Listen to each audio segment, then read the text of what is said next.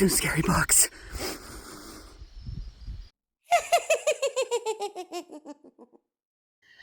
Hello, everyone. This is Spooky Month. So I decided that this year for my spooky vlog, because I like to try and do one every year. Last year I did where I read a bunch of books about haunted houses. So that I'll link down in the description below. But this year I decided it would be fun to read some spooky classics. I ended up picking 3 that I'm going to read for this vlog. The first one is The Phantom of the Opera by Gaston Leroux. I haven't read this one before. It's called A Classic of Terror. Deep below the gilded theater, among the dark twisting corridors under the great Paris Opera House, he was waiting. Those who dared seek him out or refused his demands died screaming, turned mad with their last breath by the hideous creature called the Phantom of the Opera. Now, I've never read this one. I've heard that it's really good, so I'm really looking forward to it. I've been wanting to read it for years. My older sister read it in high school, I think, if I remember correctly, and then my younger sister's read it. This is actually her copy, and I've been wanting to read it for years, and I just hadn't gotten around to it. So I am going to be reading this one this time.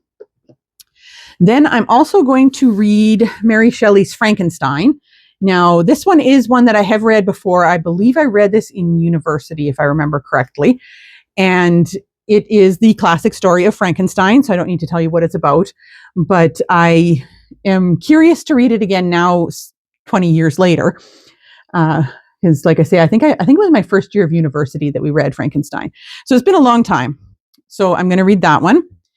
And then the other one that I haven't ever read before, and I actually really like this copy of it that I got from the library, but this is Bram Stoker's Dracula. I've never read Dracula before. Again, it's pretty famous, so I don't really need to tell you what Dracula is about. But it is the classic vampire story. I'm really looking forward to reading it. This version is really nice. It's got kind of a leathery cover, and the back is really cool, and it's got kind of neat end papers. Yeah, it's a really nice version of it, other than the fact that the writing is tiny, so that's going to be fun. But but yes, so I'm going to read Dracula as well. So these 3 classic horrors are going to be my scary books for the next month, and I will let you guys know as I go along what I'm thinking of each of them. I haven't decided yet which one I'm going to read first, so we'll see what mood I'm in as to which one I start with, and I will let you guys know when I pick one and start reading.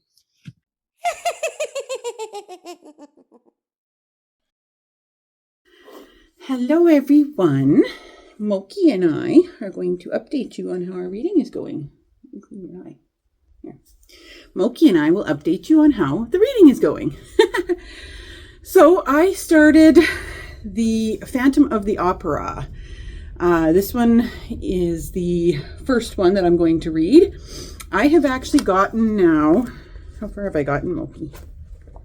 58 pages in. I've gotten 58 pages in.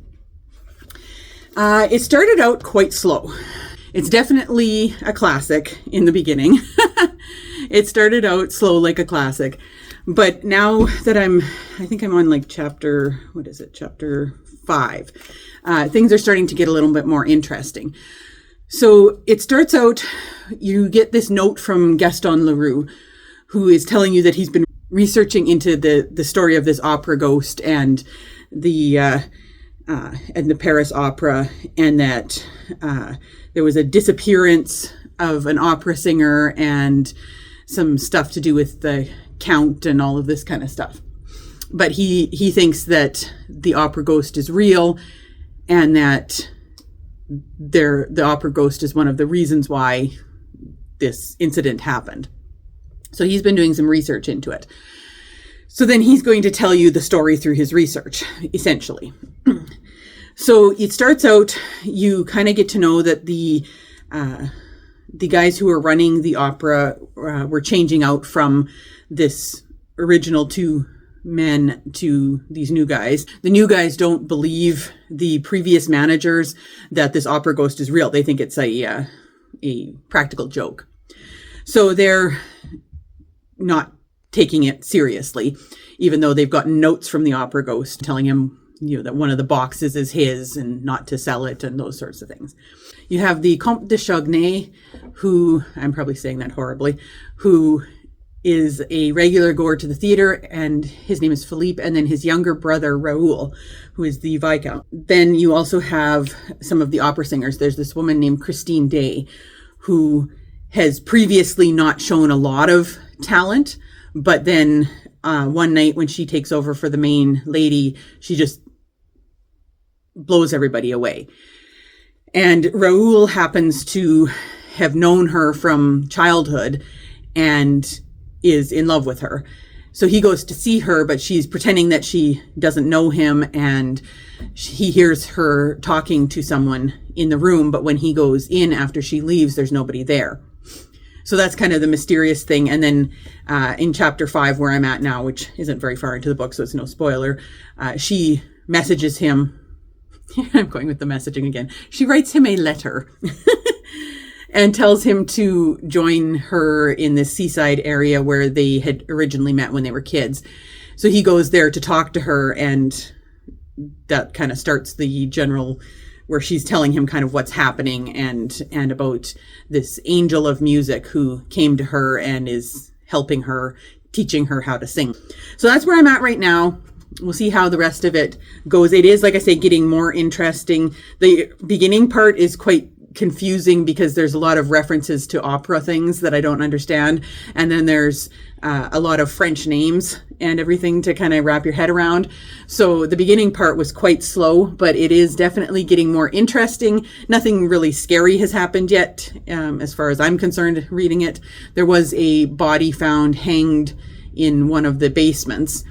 It was the original guy who saw the ghost, and then his body was found, but they think it was a suicide. But so far, that's the only kind of like spooky thing that's really happened. And I don't know for sure exactly what is going on yet. So that is where I'm at with the Phantom of the Opera.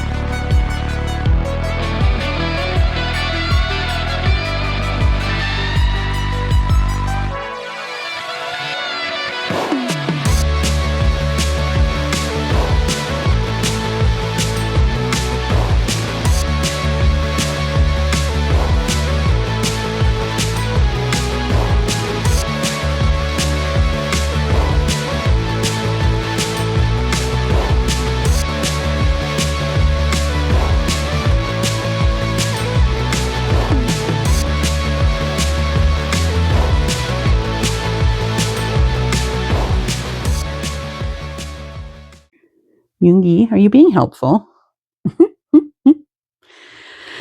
Okay, little update time for the Phantom of the Opera. I have now gotten to chapter 8, which is page 79. It's fairly slow going, as typical of a lot of classics, but I am starting to get a little more into it. The first couple chapters were pretty slow, and then by chapter 4, I was starting to kind of get a little more into it. The one thing that I was finding is that the opera ghost, who is supposed to be this like scary creature, at first kind of struck me as a little bit humorous, just because he was like leaving them notes written in red ink and signed the opera ghost, which I don't know why that struck my funny bone as being something funny. But anyways, then things start happening that prove that he's not humorous. But anyway, I've just gotten to a part where things are starting to get a little bit stickier with the opera ghost has sabotaged the woman who was doing the lead part in Faust's opera in order to force them to give the part to Christine, who is the one that he's obsessed with. And then you have Raoul, the Vicomte de Chagny. I'm probably saying that horribly, who is in love with Christine and wants to help her. And his brother is also involved. So anyways, that's kind of where I'm at. There's not a whole lot to really tell you right now. I'm not finding anything very scary in it yet. I don't know if it's actually going to get scary or if it'll just be interesting. It's classic horror, so sometimes the things that were scary back then aren't that scary to us nowadays because we see a lot of blood and gore and stuff in horror movies, and horror books written today are a little bit different in style, we'll say. So, and sometimes I find with these classic horrors, like they're not as horrific because of the way the language is kind of written. You have to kind of, I found with a lot of classics, you kind of have to find the story in amongst the flowery language that was used. And so that's kind of where I'm at too with this one. I'm not disliking it, but I'm also not like totally gripped yet. But again, I am fairly early on in the book. I'm at, well, the top bookmark there is mine. The other one is one that was in the book already. So anyways, that's my little update on that so far. I don't have much more to tell you on it. I will try and get, just about dropped the phone. I will try and get a bunch more read here so that I can let you guys know what I think as it gets further into the book.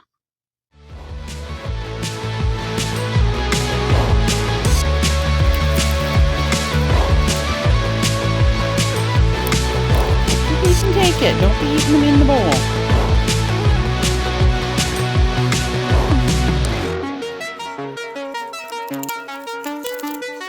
Okay, pick your piece and take it. Pick a piece. Don't eat it in the bowl.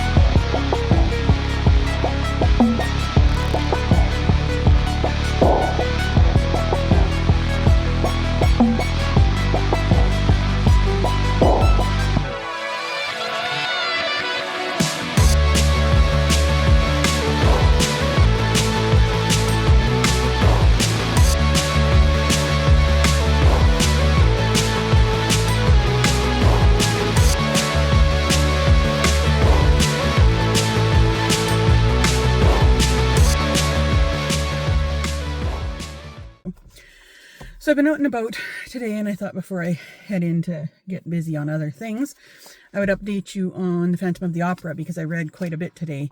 I'm now on page 125, so I'm about halfway through the book. And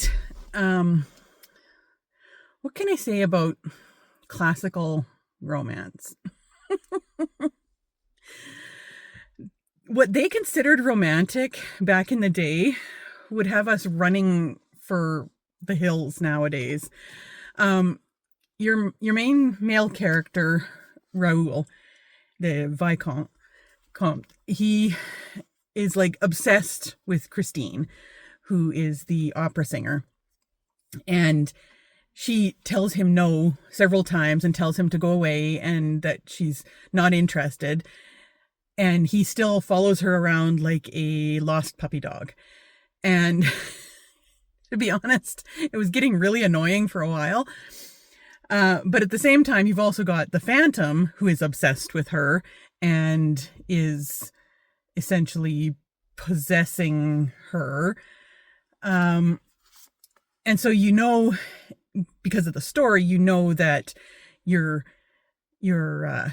main male character is there to save her from this evil guy. But at the same time, he's very stalkerish.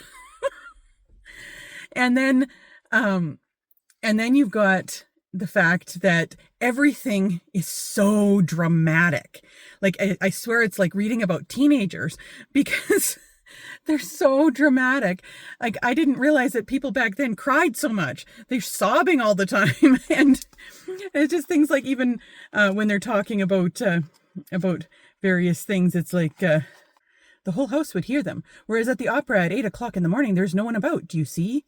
Yes, I see, cried the Viscount with exclamation points. It's like, why is he so yelling that? Like, oh, it's just, they're so dramatic. And then they're always bursting into tears, and like, he's so in love with her that he's just crying when he thinks she's rejecting him. And it's just, I mean, I realized that this makes for a good opera, and and was very romantic back in the day, but it was kind of driving me nuts for a while. But anyways, now I'm about halfway through, and it's actually starting to get kind of interesting, because now you have Christine is actually telling Raoul what's really going on with the Phantom, and he's going to try and help her escape. So you've got this whole extra dynamic now, and some more danger and things, and the Phantom is starting to seem more dangerous, rather than just being kind of a annoying douchey character. He's starting to actually seem more dangerous. So it is getting more interesting. I will let you guys know when I get done. I'm at about halfway now, so I should be able to finish it before too much longer, and I will let you guys know my final thoughts on it. And go on to reading more of this very dramatic classical literature.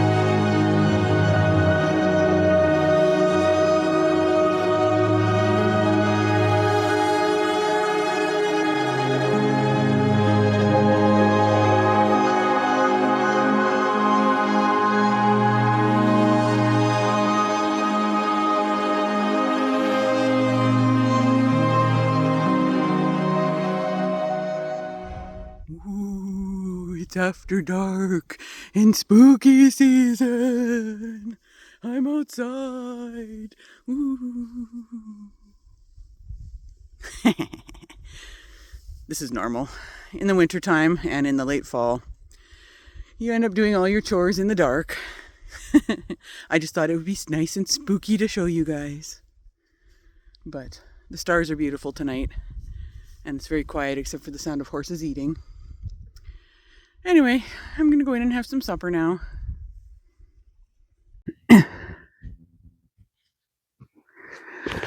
Last night, I finished The Phantom of the Opera, and I ended up giving this one 3 stars.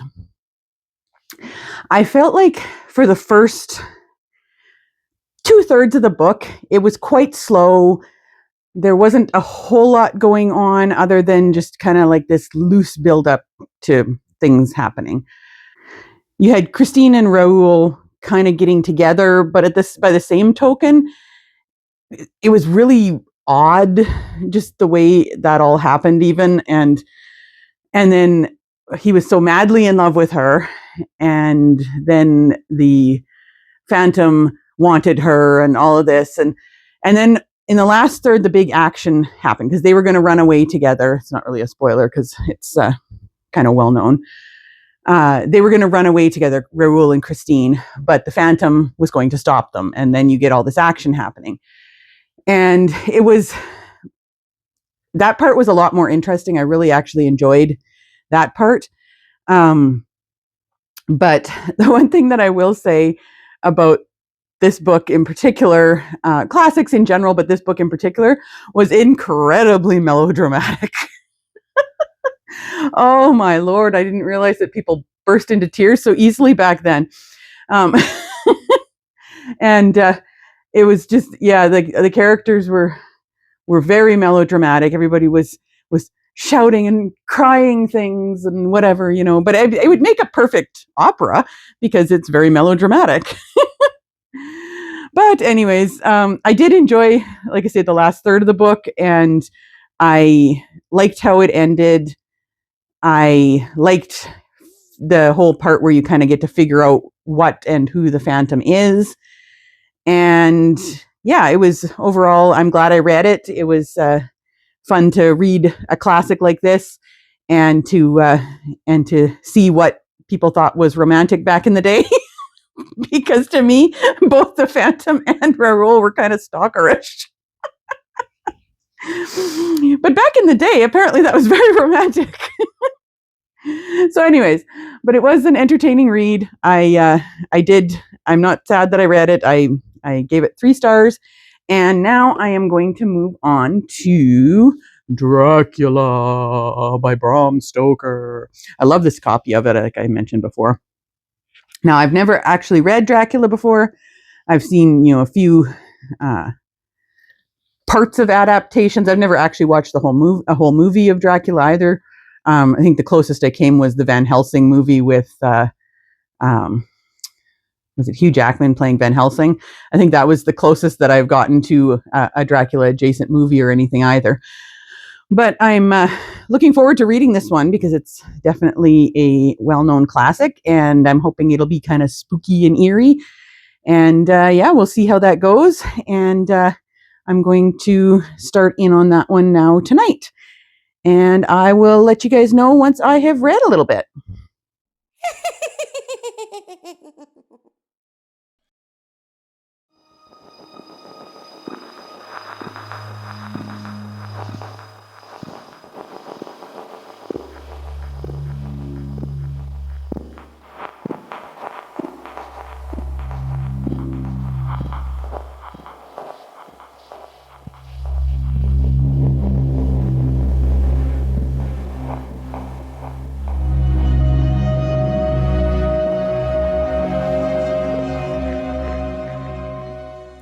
I really feel like the third wheel here.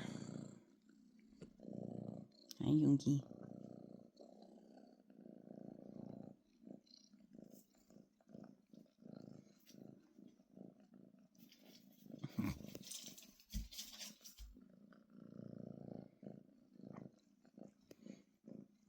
Apparently, I also need grooming.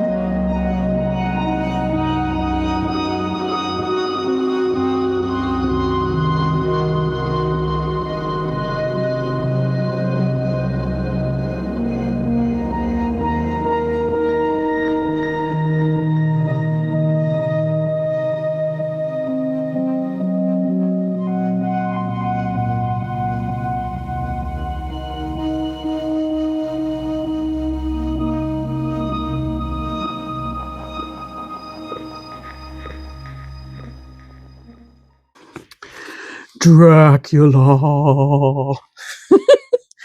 Okay, so I was starting to wonder if, after I read the last one, if these classic horror stories were really going to be scary or not.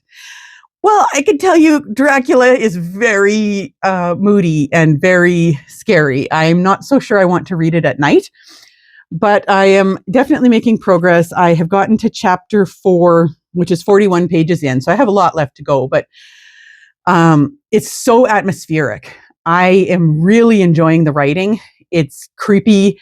It's told through, right now anyways, it's told through journals by this man named Jonathan Harker. He is a solicitor from London who has gone to Transylvania to meet with Count Dracula because he needs to explain to him about this property that he was buying in London.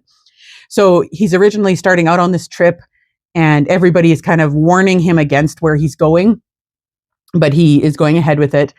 Things get very creepy very fast, and Dracula is a very creepy sort of character. And at one hand, he's all niceness and politeness and the count and all this, and then you see these flashes of him being something else. And where I've gotten right now, there was just a serious incident where, like, he thinks he's a prisoner in the castle because there's no way for him to properly get out. He doesn't have the keys. So he's basically a prisoner there. Dracula wants him to stay there for another month because he wants to learn about English and stuff from him, is what he says. But he warns him not to sleep anywhere else in the castle other than his rooms because it's dangerous. But Jonathan doesn't have any idea what he's talking about because it doesn't seem like there's anybody else in the castle. So at the point where I just got to, he was out exploring parts of the castle that he could get into, and he laid down and went to sleep because he got tired. And next thing you know, there were these 3 women there, and they were kind of coming after him and were going to bite his neck. And we all know what they were. And so that's kind of where I'm at now. And it's quite atmospheric and scary. But I just wanted to read a couple of things because I just love this writing. So this is when he's on he's taken a coach to this pass. And then at the pass, this driver from Dracula's castle met him and has taken him now and is taking him towards the castle. And this is just so atmospheric and creepy. Soon we were hemmed in with trees, which in places arched right over the roadway till we passed through a tunnel. And again, great frowning rocks guarded us boldly on either side. Though we were in shelter, we could hear the rising wind, for it moaned and whistled through the rocks, and the branches of the trees crashed together as we swept along. It grew colder and colder still, and fine powdery snow began to fall, so that soon we and all around us were covered with a white blanket. The keen wind still carried the howling of the dogs, though this grew fainter as we went on our way. The baying of the wolves sounded nearer and nearer, as though they were closing around us on us from every side. I grew dreadfully afraid, and the horses shared my fear. The driver, however, was not in the least disturbed. He kept turning his head to the left and right, but I could not see anything through the darkness. And that is just such a creepy atmospheric moment. And then there's this part here at the end that is just so at the end of that first chapter. It says, the time seemed interminable as we swept on our way, now in almost complete darkness, for the rolling clouds obscured the moon. We kept on ascending, with occasional periods of quick descent, but in the main always ascending. Suddenly I became conscious of the fact that the driver was in the act of pulling up the horses in the courtyard of a vast ruined castle, from whose tall black windows came no ray of light, and whose broken battlements showed a jagged line against the sky. Just so creepy. So I'm actually really enjoying this one. Like I say, I've never read Dracula before, so this is all new to me. And I'm definitely finding it very creepy, very atmospheric. And I'm really curious as to where the story is going to go because I have no idea. I never actually looked up what the plot of the actual book of Dracula was. So I'm very excited to continue that one, although I'm not sure if I'm excited to continue it in the dark like this, but we'll see. I may snuggle some kittens and continue reading Dracula. We'll see. But I will update you guys once I get further into the book.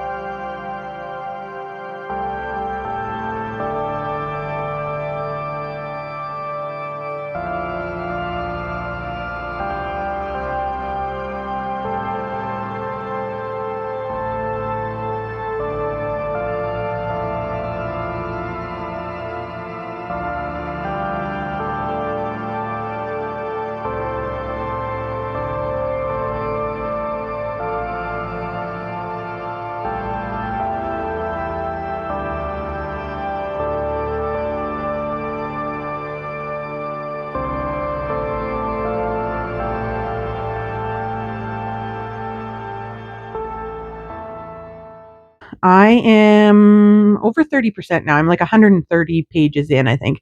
The writing in my book, it's a 360-page book, and the writing is so small.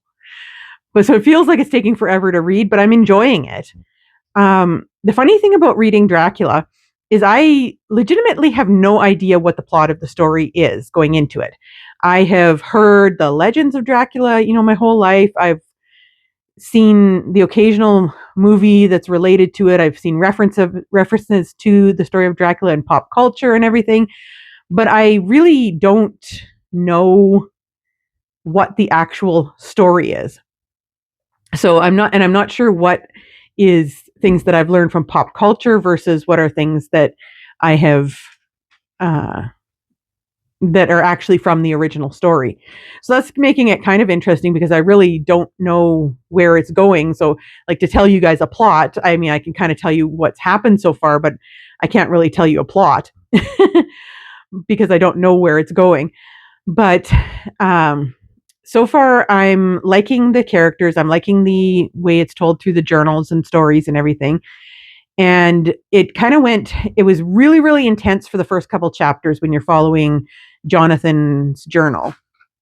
So it was like super intense for a couple of chapters. And then it got really slow for a little bit when you were back home in England and you were just kind of getting little bits and pieces of these women and their relationship and whatever. And then now it's the spooky factor has really picked up again. I'm, like I say, about 33% in. And the spooky factor has really picked up again, and I'm enjoying it. It's definitely one of the more spooky classics that I have ever read.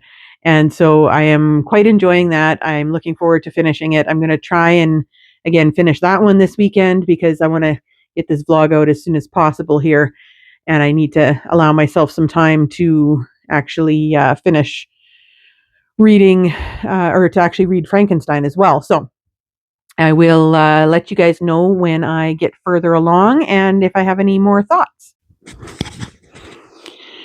Well, everyone, it's my last check-in before I finish Dracula. I am about 50 or 60 pages from the end, so I thought I would film my reaction to the ending. It is definitely staying nice and creepy. I have no idea exactly how it's going to end since I don't actually know the story. I'm thoroughly enjoying it, though. I think that a lot of issues could have been solved if they had all just communicated instead of trying to keep things from each other. And I think that there is a fair bit of misogyny, but that was how it was back then. I had to laugh at the one quote. I actually marked it down because it made me laugh. It was, let's see here. They're talking about Mina, and Van Helsing says, that wonderful Madame Mina. She has a man's brain, a brain that a man should have were he much gifted, and a woman's heart. It's like, okay. Yes, she has a man's brain because she's smart. The 1800s. Gotta love them. So anyways, I'm going to film myself reading the end of this, and then I will let you know what I think.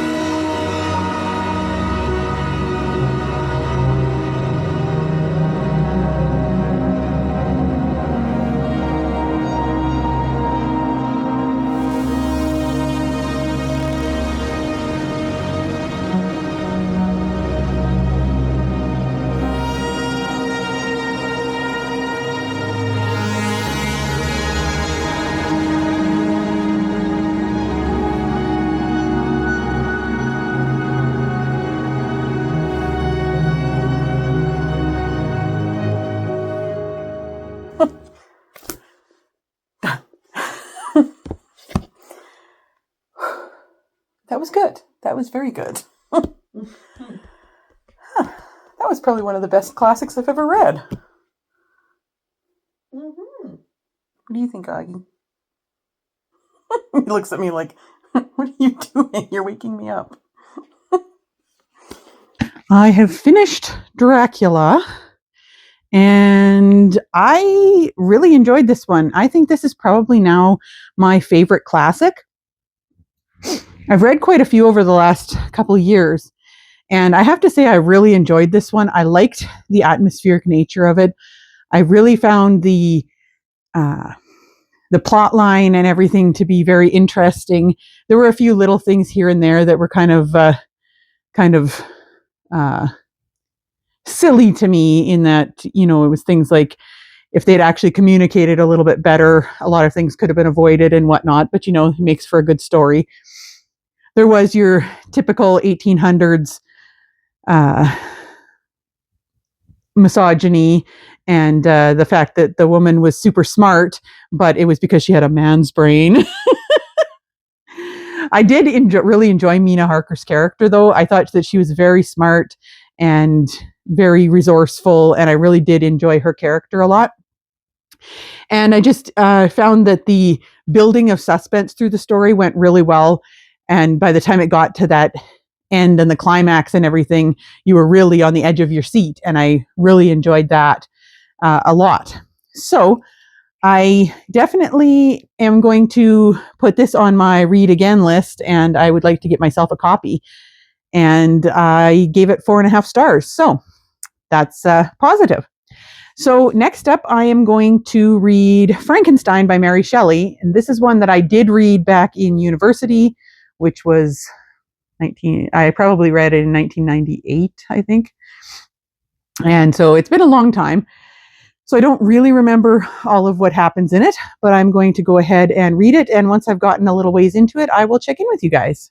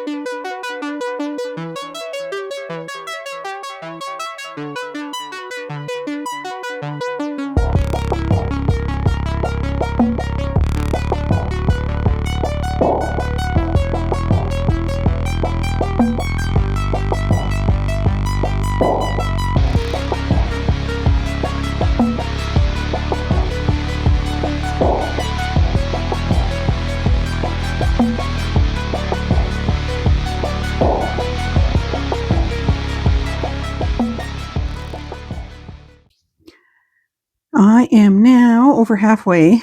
I am just about to start chapter 14, page 123.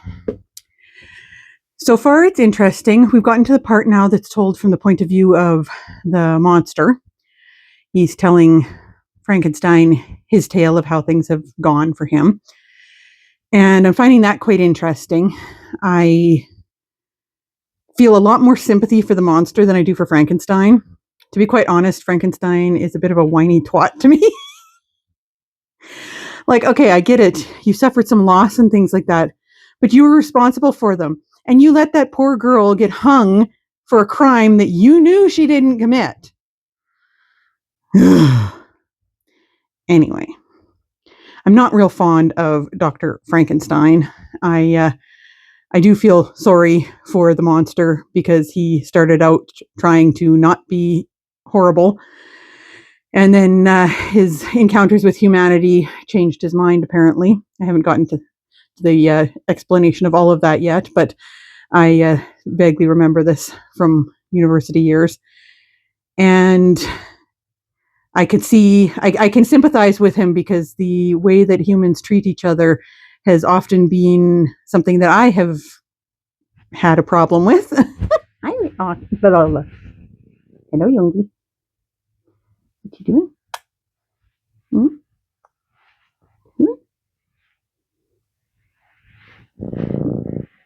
What you doing?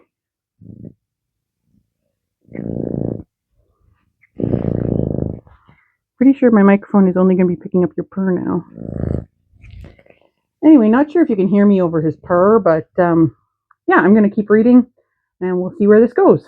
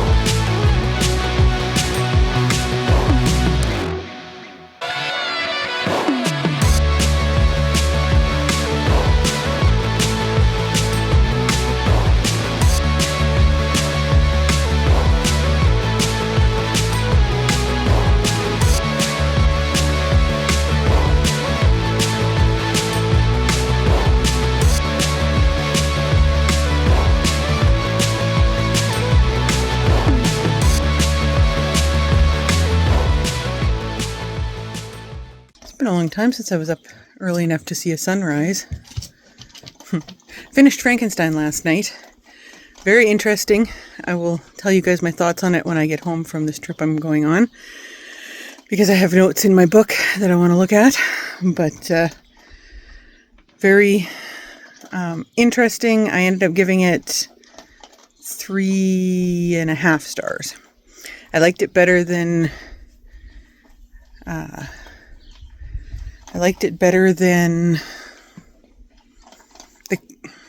the heck did I read? I'm on 2.5 hours of sleep. Not as much as Dracula, but more than Phantom of the Opera. Well, as I mentioned this morning, I finished Frankenstein, and it is a very cold night tonight. It is windy and there is snow coming down, and I am not ready for it. It's not even the end of October yet. So I'm wearing a warm sweater. Anyway, I finished Frankenstein by Mary Shelley, and I was going to tell you guys my thoughts on that. So I definitely found this one to be an interesting read. I can't say that I really enjoy the story of Frankenstein. I have read it before. It was years ago, but it is definitely it's definitely a thought-provoking story. Let's put it that way. I find that the writing for me is okay. I don't think it's as moody or scary as Dracula, because with Dracula, you're getting these journal entries, but it's while the events are happening. So, even partway through the book, Mina and Jonathan are gathering all this information together, all of these journal entries together. And so then it's up to date to that moment, and then you're moving on to the next day and it's another guy's journal from that evening. So it's not like it's events that happened a long time before. So there's a little bit more of that scariness and uncertainty to it. Whereas with this one, there wasn't that real feeling of suspense because the events that he's talking about happened a long time before. So you're getting the story from the point of view of Frankenstein, who he's telling his story to this guy on the ship, but it's all stuff that has already happened and everything. And he's constantly talking about how everything went horribly wrong. So you already know things are going horribly wrong. And it just was not as much suspense to me. I also think that Frankenstein is a narcissist, which, I mean, he thought himself great enough to create life. So I guess that tracks. But he's just such a narcissist, and he was so whiny, and everything was, oh, woe is me, woe is me. My life is so terrible. My life has been destroyed. I'm so distraught. I'm so beset upon by all this stuff. Never mind that all these other people are actually like dying, and you would have had the ability to stop it with some cases. And with other cases, like, it's like he doesn't even think about the fact that like, for example, when his youngest brother gets murdered, it's all, oh, why has this happened to me? Woe is me, woe is me. Not, oh, my poor father, or oh, my poor Elizabeth, or whatever. Like, it was so self-centered and narcissistic. So he just kind of drove me nuts. I always feel way more sympathy for the monster than I do for Frankenstein when I read this. I did find kind of interesting some of the similarities to the Phantom of the Opera, though, in that in the monster story.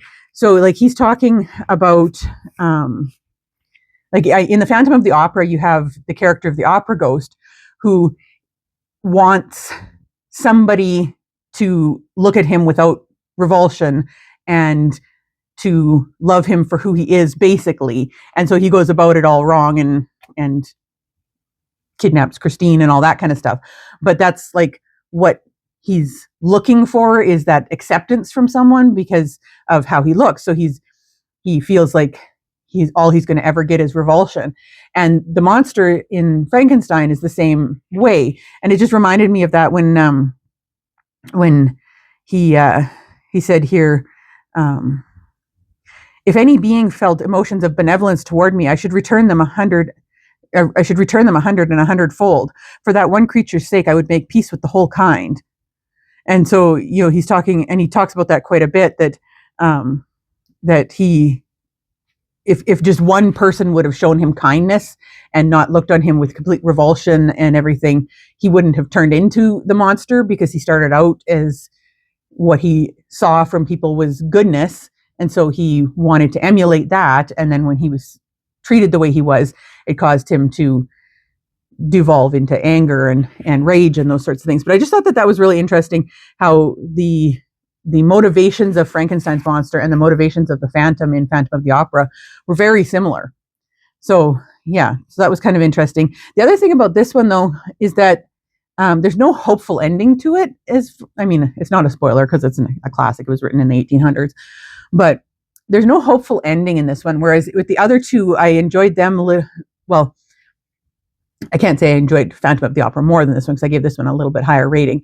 But I liked, in those ones, I liked the way that the book ended with a little bit more of a positive, hopeful note. Like in Dracula, you've got the future and what's happening. And in Phantom, it's strongly implied that certain events that you are happy about took place, kind of thing. This one here, it's just all melancholy and agony right up to the end. So anyway, so I did give this one 3.5. So that means that, let me see, where's my other one here? So my classic horrors. So Phantom of the Opera, I gave 3. Frankenstein, I gave 3.5. And then Dracula, I gave 4.5. So Dracula was my favorite of the 3. And I really did enjoy Dracula, especially. I had fun reading all these classics. I haven't, like I say, I hadn't read Frankenstein for a lot of years, and I'd never read the other 2. So I found that really fun.